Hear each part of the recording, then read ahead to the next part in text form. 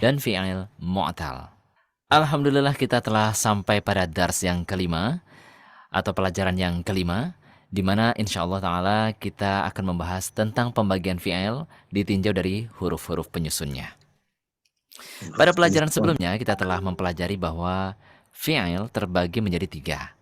Fi'il madi, fi'il mudhari, dan fi'il amr.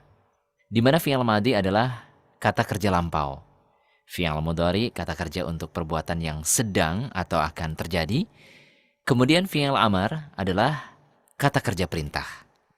Contohnya kita ambil satu kata, kataba, yang artinya telah menulis. Ini adalah fi'il madi. Fi'il mudhari'nya yaktubu, sedang menulis. Dan fi'il amarnya uktub, tulislah. Ini contoh-contoh jenis fi'il. Fi'il madi, fi'il mudhari, dan fi'il amar. Seluruh fi'il ini nantinya akan terbagi lagi menjadi dua bila ditinjau dari huruf-huruf penyusunnya. Satu, fi'il sahih. Dua, fi'il mu'tal. Apa itu fi'il sahih dan apa itu fi'il mu'tal? Fi'il sahih adalah fi'il yang huruf penyusunnya tidak mengandung huruf ilat. Sebaliknya, fi'il mu'tal adalah fi'il yang huruf penyusunnya mengandung huruf ilat. Apa itu huruf ilat? Huruf ilat dalam definisi ilmu nahwu dan sorof ada tiga. Yang pertama alif, yang kedua wawu, dan yang ketiga adalah ya. Jadi apabila dalam huruf penyusun fi'il ada salah satu atau lebih huruf-huruf ilat ini, yakni alif, wawu, dan ya, maka fi'il tersebut merupakan fi'il mu'tal. Namun perlu dicatat bahwa alif yang dimaksud pada huruf ilat berbeda dengan hamzah. Saya ingatkan kembali bahwa alif bukanlah hamzah. Bila kita ingin bedakan secara mudah alif dengan hamzah, maka sederhananya bisa kita katakan bahwa alif yang berharokat baik fathah, dhammah, kasroh, atau sukun itu disebut dengan hamzah. Sedangkan alif sendiri tidaklah berharokat, melainkan dia fungsinya hanya untuk huruf mad atau memanjangkan kata. Contohnya, ola. Ola yang artinya telah berkata. Ola setelah huruf qaf ada alif. Ini yang disebut dengan ilat. Adapun pada contoh akala, yang artinya telah makan, maka itu bukan alif, melainkan hamzah. Sehingga kita boleh mengatakan qala sebagai fi'il mu'tal, karena ada huruf ilatnya, atau alif. Tetapi kita tidak boleh mengatakan akala sebagai fi'il mu'tal, karena itu bukan alif, melainkan hamzah. Contoh lain untuk fi'il sahih sangat banyak, dan memang sebagian besar fi'il itu sahih. Artinya tidak mengandung huruf ilat. Di antaranya, kataba, menulis. Qara'a, membaca. Sami'a, mendengar. Hamida, memuji. Hasuna, baik.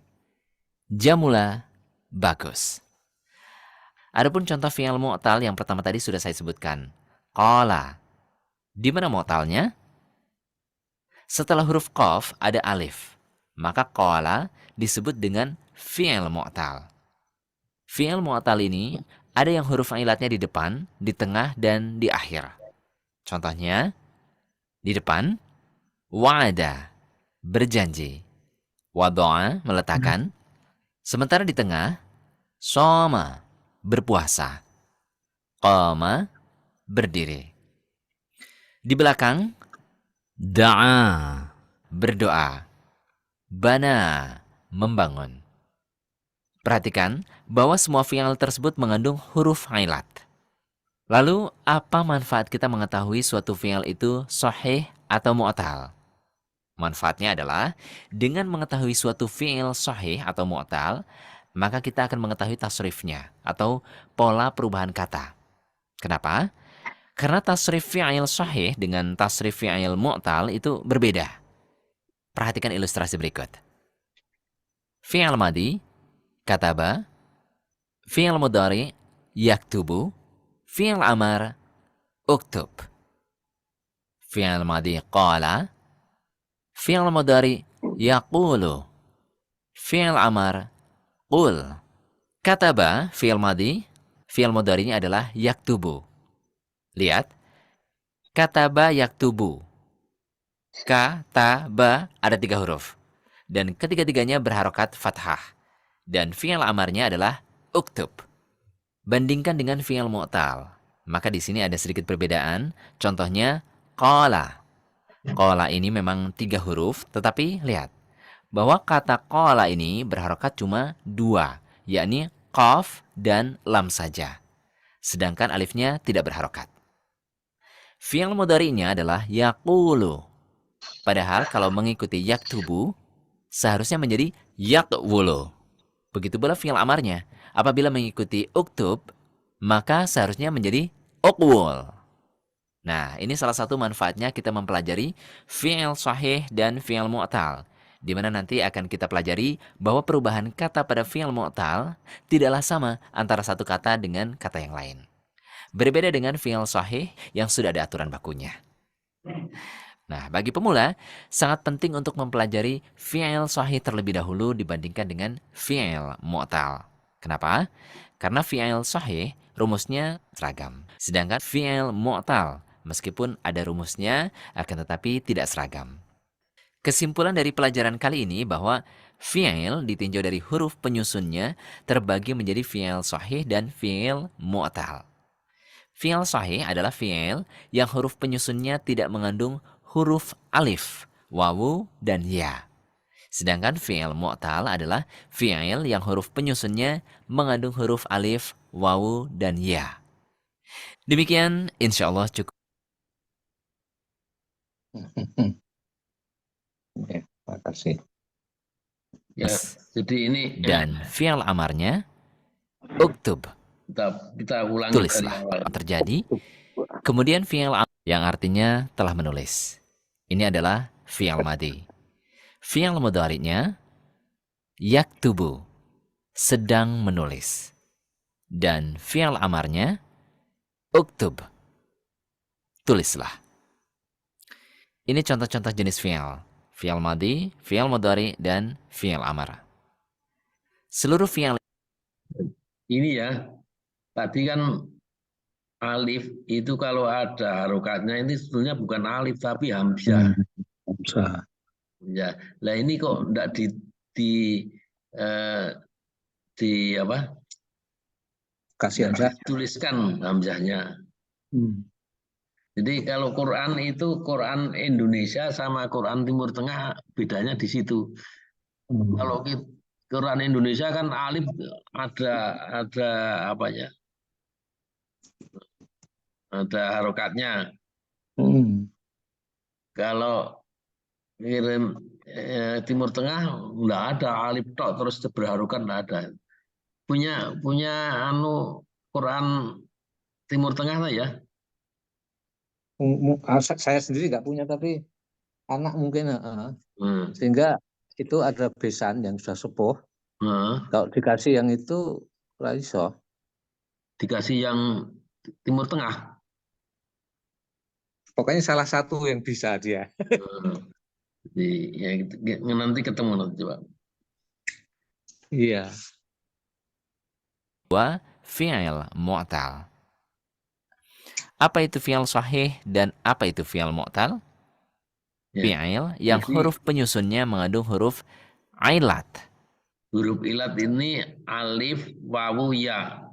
Nah, dalam prakteknya itu kadang-kadang alif itu diganti wawu, kadang-kadang diganti ya. Ya. Jadi misalnya kola itu kan kof, alif, lam. Tapi asal katanya itu kowala. Jadi alifnya itu dari wawu. Terus ada lagi yang alifnya itu ya. Nah, itu. Jadi ini huruf ilat ini bisa berubah-ubah. Alif, wawu, ya itu sering berganti-ganti loh berubah.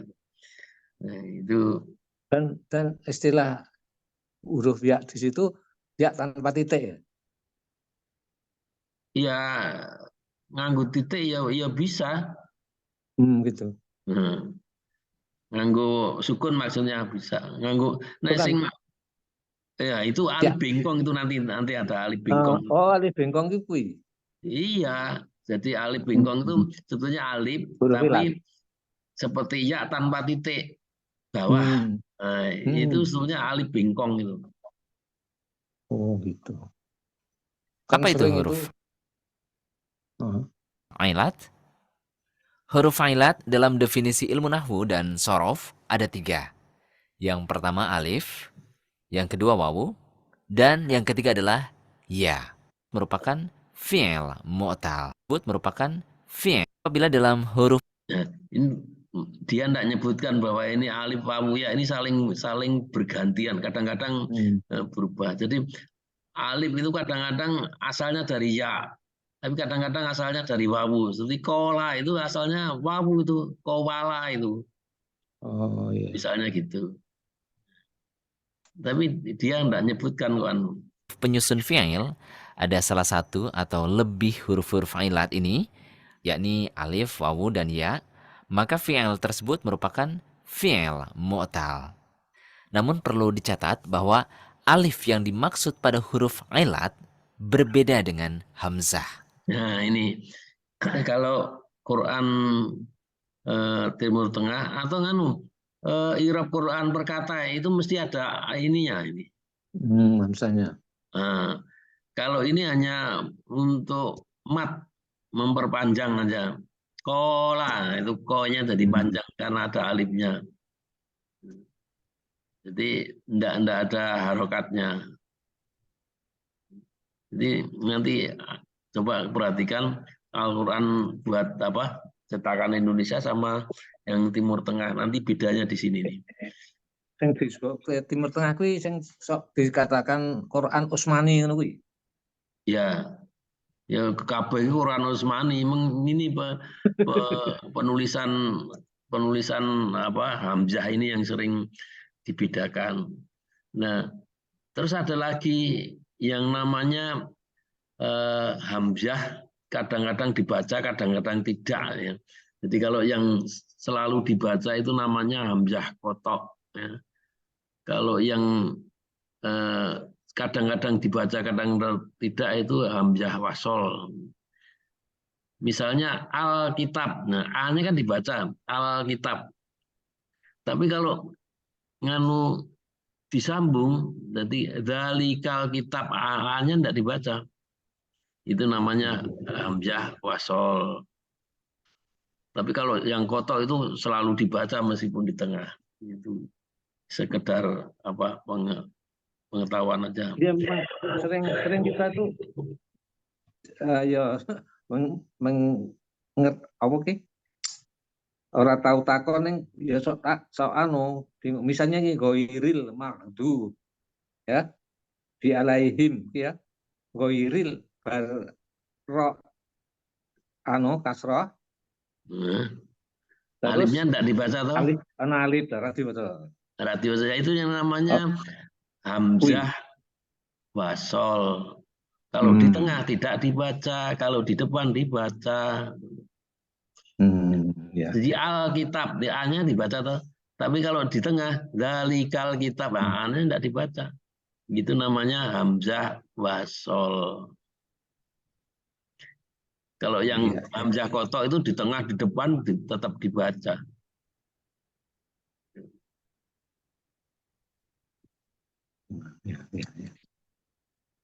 Kita lanjut. Saya ingatkan kembali bahwa alif bukanlah hamzah. Bila kita ingin bedakan secara mudah alif dengan hamzah, maka sederhananya bisa kita katakan bahwa alif yang berharokat baik fathah, dhammah, kasroh atau sukun itu disebut dengan hamzah. Sedangkan alif sendiri tidaklah berharokat, melainkan dia fungsinya hanya untuk huruf mad atau memanjangkan kata. Contohnya, ola. Ola yang artinya telah berkata. Ola setelah huruf qaf ada alif. Ini yang disebut dengan ailat. Adapun Nah, ini kalau kita lihat di kamus Indo Al-Quran, itu kola, itu ada kowala itu. Karena asalnya dari kola. Jadi alifnya itu wawu ini. Wawu berubah di sini jadi alif. Kola dari kowala dari kola. Ini tahu kamus Indo Al-Quran? Karena orang kegowo iki. Qala yang artinya telah berkata. Qala setelah huruf qaf ada alif. Ini yang disebut dengan ailat. Adapun pada contoh akala yang artinya telah makan, maka itu bukan alif, melainkan hamzah. Sehingga kita boleh mengatakan qala sebagai fi'il mu'tal karena ada huruf ailatnya atau alif. Tetapi kita tidak boleh mengatakan akala sebagai fi'il mu'tal karena itu bukan alif, melainkan hamzah. Contoh lain untuk fi'il sahih sangat banyak. Dan memang sebagian besar fi'il itu sahih. Artinya tidak mengandung huruf ailat. Di antaranya, kataba, menulis. Qara'a, membaca. Sami'a, mendengar. Hamida, memuji. Hasuna, baik. Jamula, bagus. Adapun contoh fi'il mu'tal yang pertama tadi sudah saya sebutkan. Qala. Di mana mu'talnya? Setelah huruf qaf ada alif. Maka qala disebut dengan fi'il mu'tal. Fi'il mu'tal ini ada yang huruf ilatnya di depan, di tengah, dan di akhir. Contohnya, di depan, wa'ada, berjanji. Wado'a, meletakkan. Sementara di tengah, soma, berpuasa. Qama, berdiri. Di belakang, da'a, berdoa. Bana, membangun. Perhatikan bahwa semua fi'il tersebut mengandung huruf ilat. Lalu, apa manfaat kita mengetahui suatu fi'il itu sahih atau mu'tal? Lah ini sing alif bingkong ini loh. Ini sebenarnya alif ini. Ya, tapi tidak ada titiknya. Bahwa semua fi'il tersebut mengandung huruf ilat. Lalu, apa manfaat kita mengetahui suatu fi'il itu sahih atau mu'tal? Manfaatnya adalah, dengan mengetahui suatu fi'il sahih atau mu'tal, maka kita akan mengetahui tasrifnya, atau pola perubahan kata. Kenapa? Karena tasrif fi'il sahih dengan tasrif fi'il mu'tal itu berbeda. Perhatikan ilustrasi berikut. Fi'il madi, kataba. Fi'il mudhari, yaktubu. Fi'il amar, uktub. Fi'il madi qala. Fi'il mudhari, yaqulu. Fi'il amar, qul. Kataba, fi'il madi, fi'il mudhari'nya adalah yaktubu. Lihat. Kataba yaktubu. Kataba ada 3 huruf. Dan ketiga-tiganya berharokat fathah. Dan fi'il amarnya adalah uktub. Nah, ini coba yang kola tadi ya. Tak kola.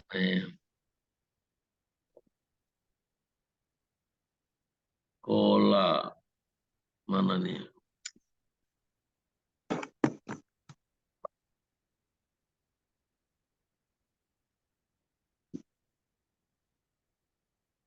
Oh, enggak ada. Oh, ini.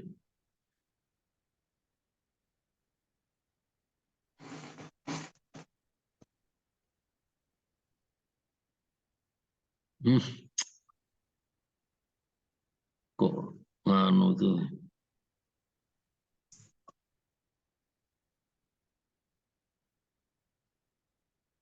Kola. Kul mana nih?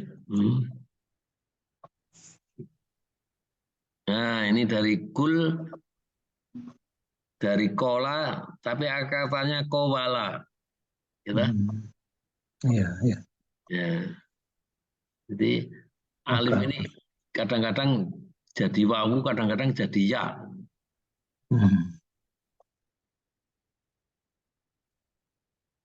Tadi sampai sini. Bandingkan dengan fi'il mu'tal. Maka di sini ada sedikit perbedaan. Contohnya qala.